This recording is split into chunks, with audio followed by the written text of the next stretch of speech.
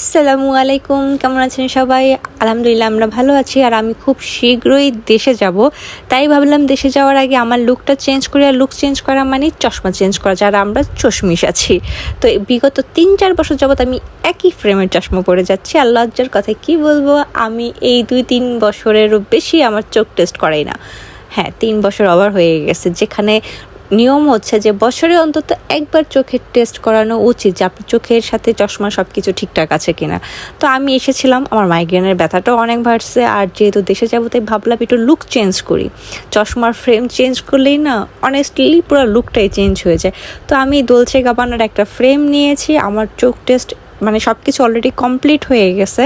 সত্যি বলতে আমি একটু নার্ভাস ছিলাম যে 3-4 বছর যাবত আমি চোখের কোনো টেস্ট করাচ্ছি না, না জানি আমার চশমার পাওয়ার কতখানি বেড়ে যায়। কিন্তু আলহামদুলিল্লাহ বেশি একটা বাড়ে নাই। যেই ভয়টা আমি পাচ্ছিলাম সেই তুলনায় কিছুই হয়নি, আলহামদুলিল্লাহ আলহামদুলিল্লাহ।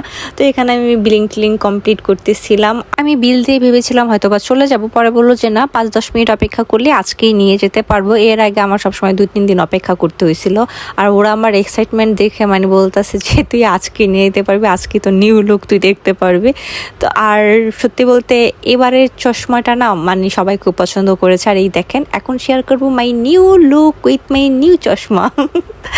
আমার মানে বিগত আগের যে চশমাটা ছিল সেটাও জনাবের পছন্দের ছিল, প্লাস এই চশমাটাও জনাবের পছন্দের ছিল। তো সবাই আমার চশমার ফ্রেমটা পছন্দ করছে। ইভেন আমার এই লুকটা যেখানে গেছে সবাই খুব প্রশংসাই করছে যে না, তোমার চশমার সাথে তোমার ফেসটা খুব মাশাআল্লাহ ভালো যাচ্ছে।